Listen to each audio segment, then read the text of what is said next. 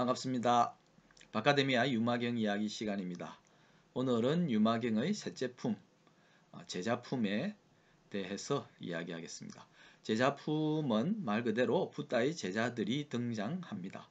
앞서 이야기 드렸듯이 유마힐이 몸에 병을 나타냅니다. 그래서 다양한 계층의 사람들이 병문안을 옵니다. 그런데 붓다와 붓다의 제자들은 아직 병문안 오지 않았습니다. 유마힐이 간절히 기다린 병문안입니다. 붓다는 유마힐이 왜 이 몸에 병을 나타냈는지 이유를 잘 압니다.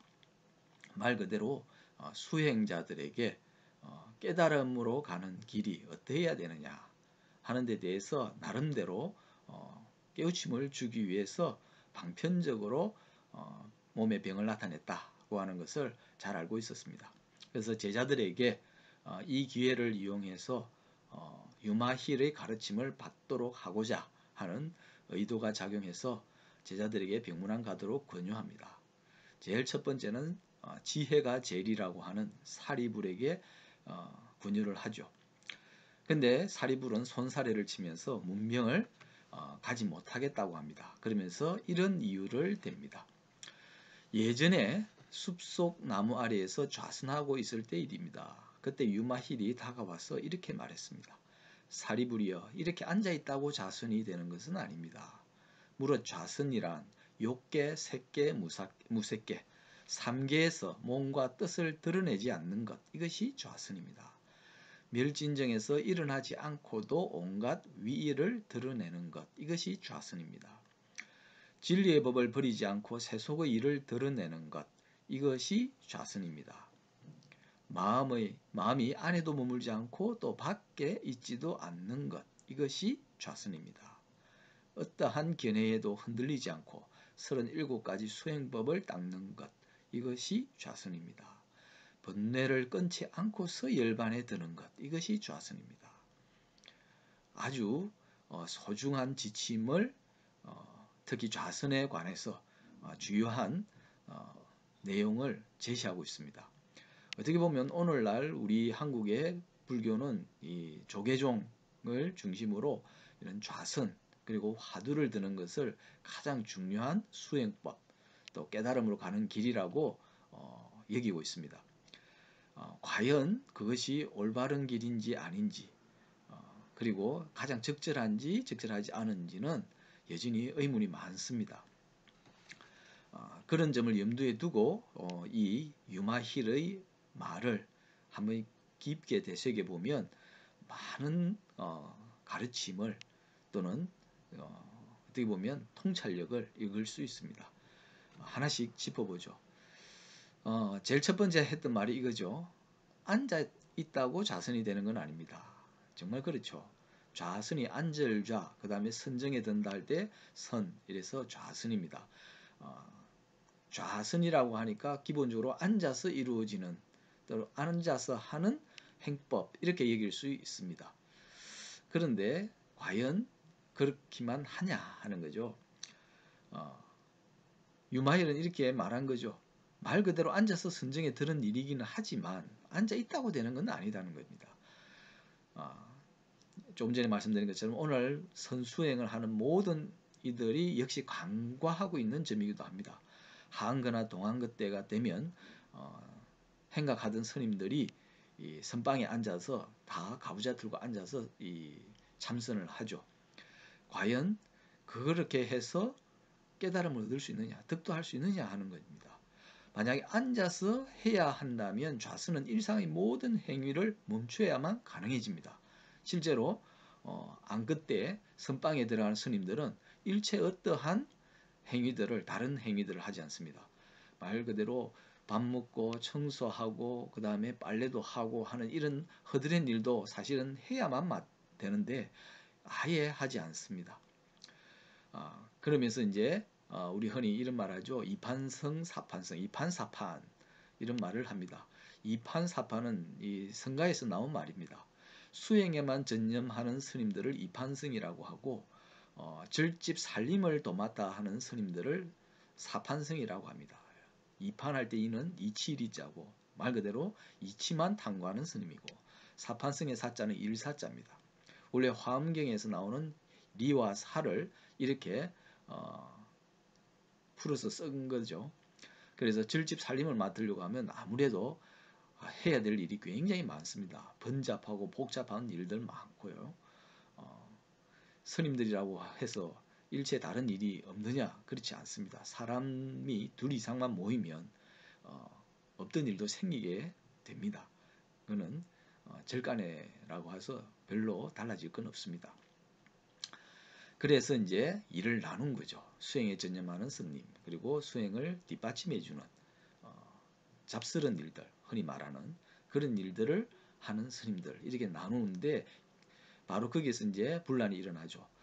오로지 수행만 하는 스님들은 사판성의 도움을 받아서 사실은 수행에 전념할 수 있는 것임에도 수행을 한다고 하는 그 사실을 대단하게 여겨서 사판성을 비웃거나 멸시하기도 합니다. 그러다 보니까 사판성은 사판성대로 우리가 이 어렵고 힘든 일, 온갖 자잘구레한 일을 다 해줌으로써 너희가 수행을 하는데 도움이 되고 보탬이 되는데 왜 우리를 업신여기느냐, 이래서 서로 보이지 않는 갈등, 분란들이 생깁니다. 그래서 다툼이 일어나는 것을 이판사판이라고 하는 겁니다. 그런데 과연 그게 좋은 방법이냐? 만약 그게 좋은 방법이라고 그러면 이판성들 가운데서는 많은 뛰어난 수행자들이 나오고 깨달은 자들이 나와야 마땅한데 실제 그런지 참 의문스럽습니다. 그것은 여기 유마일이 말한 것처럼 일상을 제쳐두고 수행만 한다고 해서 될 일이 아니기 때문입니다. 말 그대로 이렇게 좌선만 한다 하면 말 그대로 앉아야 되죠. 앉는다고 하는 것은 이 일체의 행위로부터 멀어지고 벗어난다는 얘기입니다. 그래서 일상에서 벗어나면 사실 좌선을 해야 될 이유가 있을까 싶습니다. 왜냐하면 우리가 갖고 있는 모든 번뇌, 문제들은 또 괴로움들은 바로 일상에서 오는 거거든요. 따라서 그 문제를 해결하려면 일상을 맞닥뜨려야만 가능합니다. 그런데 일상으로부터 등을 돌리고 벗어나서 선방에 가만 앉아 있으면 과연 우리가 살면서 부닥치는 문제들을 구체적으로 느끼고 그러면서 그 느낌을 바탕으로 해법을 찾아갈 수 있느냐는 거죠.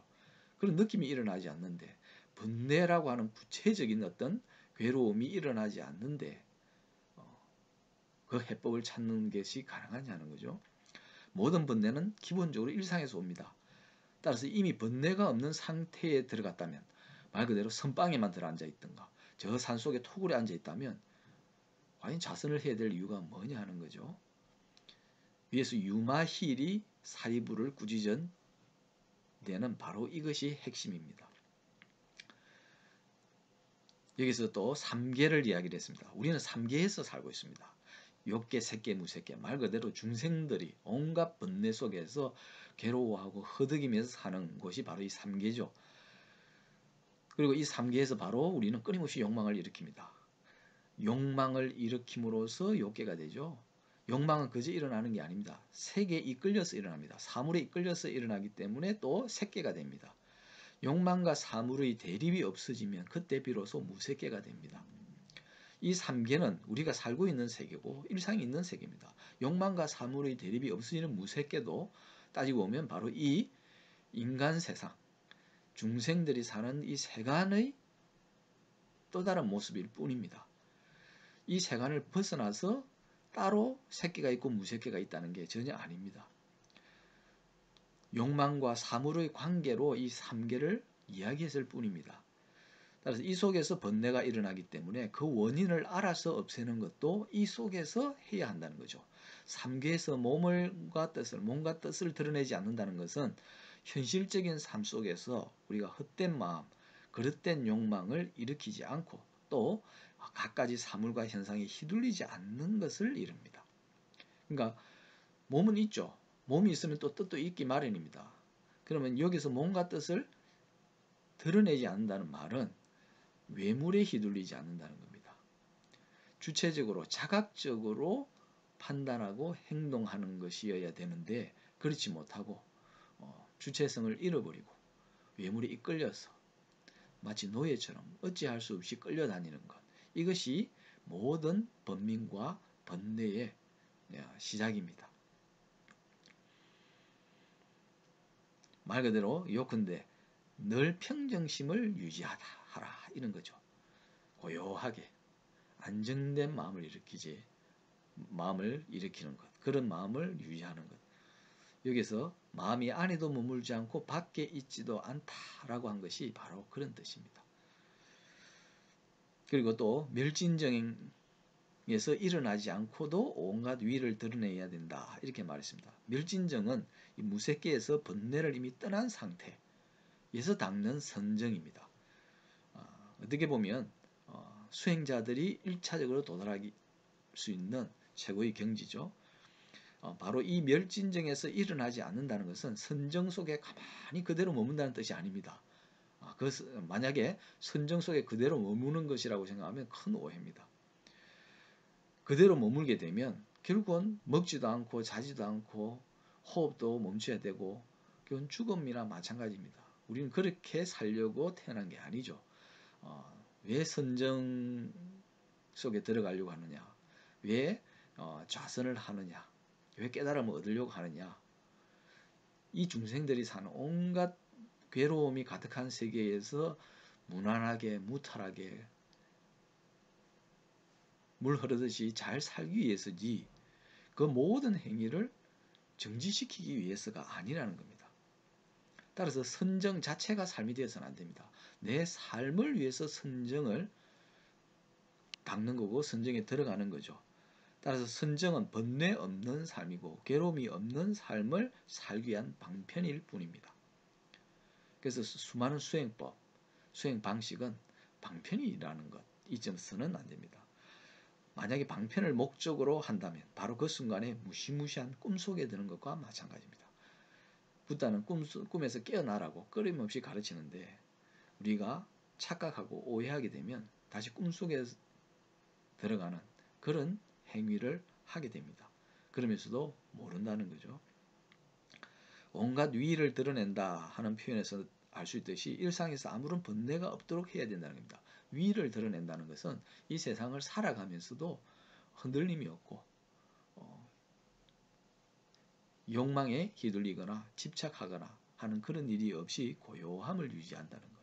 그것이 바로 대단한 위이고 위세라고 하는 겁니다. 여기서 진리의 법을 버리지 않고 세속의 일을 드러내는 것이 바로 자선이라고 했는데 바로 이것입니다. 그리고 번뇌를 끊지 않고 열반에 든다고 한 것도 바로 이것을 말합니다. 번뇌를 끊지 않고 열반에 드는 것. 물론 이제 열반은 두 가지죠. 유여열반이 있고 무여열반이 있습니다. 유여, 남김이 있는 열반. 무여열반은 남김이 없는 열반입니다. 남김이 있다는 것은 살아서 깨달음을 얻었으되 아직 더 살아가야 된다는 것을, 즉 살아가야 될 날이 남아있다. 그게 유여열반입니다. 죽음이 비로소 깨달아서 완전히 붓다의 상태로 죽음에 드는 것, 인멸하는 것, 이것을 무여열반, 아무런 남김이 없는 열반, 다시는 윤회 전생하지 않는 열반, 이런 뜻입니다. 그래서 살아서 깨달음을 얻어서 붓다가 되는 상태는 유여열반입니다. 그리고 그 유여열반의 삶은 바로 번뇌가 가득한 이 세상에서 살아가는 거죠. 바로 그 번뇌, 삶의 괴로움의 영향을 안 받을 뿐이라는 겁니다. 다시 정리를 하겠습니다. 왜 산속으로 들어가고 절에 가서 불공을 드리고 스님을 만나서 하소연하고 자신의 고단한 삶에 대해서 이야기하는가 할까요? 그래서 마음이 좀 편안해지고 차분해지기는 합니다. 그러나 다시 집으로 돌아왔을 때 여전히 편안한가 하는 거죠. 여전히 차분해질 수 있습니까? 산으로 가는 순간 뭔가 무거운 짐을 내려놓은 것 같은 느낌은 있습니다. 스님한테 이야기하거나 아니면 도반들한테 이야기를 풀어놓으면 마치 나를 옥죄는 것에서 놓여나는 것 같은 그런 편안함, 안도감을 느낄 수는 있습니다. 그러나 본질적으로 아무런 문제 해결은 없었다는 것, 문제는 하나도 해결되지 않았다는 거죠. 그래서 다시 집으로 돌아오는 순간 해결되지 않은 문제들이 그대로 남아있는 거죠. 문제가 없을 곳으로 가서 그 문제를 잊으면 당연히 문제가 없어집니다. 그러나 실제로 없어진 게 아닙니다. 없어진다고 느끼는 거죠. 문제가 없다고 느끼니까 번뇌도 없습니다. 만약 그렇다면 그런 데서 굳이 좌선도 연불도 할 필요가 없죠. 좌선은 번뇌가 있는 곳에서, 연불도 마찬가지입니다. 번뇌가 있는 곳에서 하는 겁니다. 괴로움이 생기는 곳에서 해야 합니다. 끊임없이 마음이 일어나고 온갖 일들이 벌어져서 번뇌를 일으키는 일상 속에서 해야 됩니다.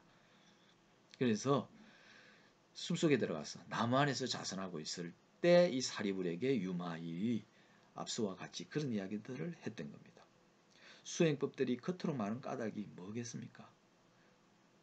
좌선이 결코 최고 아니고 좌선만이 유일한 방법이 아니라는 거죠. 그죠? 정말 중요한 그 문제를 해결하고 그 번뇌를 없애는 방법은 무수히 다양하게 있습니다. 그죠? 유마일의 말에 37가지 수행법 이렇게 이야기를 했습니다. 37가지뿐만 아니고 370가지도 있을 수 있고 3700가지도 될 수 있습니다. 중요한 것은 첫째, 수행자마다 불자마다 자기한테 맞는 방법을 찾아내야 된다는 거고, 둘째, 더 중요한 것은 그것이 일상 속에서 이루어져야 된다는 겁니다. 일상을 벗어나서는 진정한 의미에서 수행이 이루어지지 않고 따라서 해법을 찾을 길이 없다는 거예요. 산속에서 고요하게 아무런 문제 없이 수행에 전념하면 깨달을 수 있느냐? 만약에 그랬다면 붓다가 인멸한 이후로 2500년 동안 아마 동아시아에서만 해도 여러 수천만 명의 깨달은 자가 나와야 됩니다. 그러나 그렇지 않죠. 왜?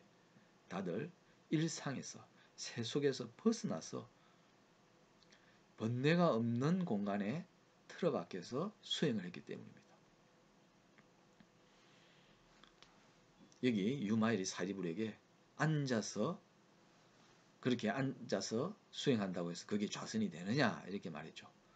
그걸 다른 말로 풀면 머리 깎고 성복 입으면 수행자가 되느냐, 그리고 수행이 되느냐 하는 거죠. 선방에 들어 앉아 있다고 해서, 절간에 머문다고 해서 수행이 되느냐, 바로 이러한 문제 제기를 하면서 일침을 가하는 것이 바로 이 유마힐이 제자인 붓다의 제자로서 지혜 제일이라는 사리불에게 일깨워주고자 한 겁니다.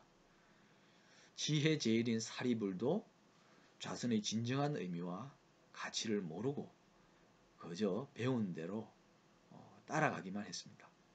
그래서는 진정한 수행이 되지 않고 득도가 되지 않는다는 거죠. 스스로 자각해야 됩니다. 수행과 공부 자체도 어떤 수행법을 선택할 것인지도 자각에서 시작됩니다. 수행법도 스스로 자각해서 선택하지 못하는데 어떻게 깨달음을 이룰 수 있겠습니까?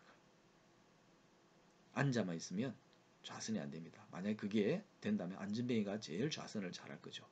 눈 감고 가만히 있어서 고요해지기만 하면 깨달을 수 있다고 하면 아마 장님이 제일 잘 깨달을 겁니다. 그러나 그렇지는 않죠.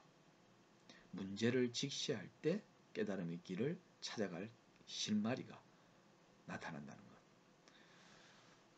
바로 사리불에게 좌선을 통해서 좌선의 의미를 새롭게 규정 짓고 정의 내림으로써 유마일이 우리에게 가르쳐주고자 한 바입니다. 오늘 이야기는 여기까지 하겠습니다. 승불하십시오.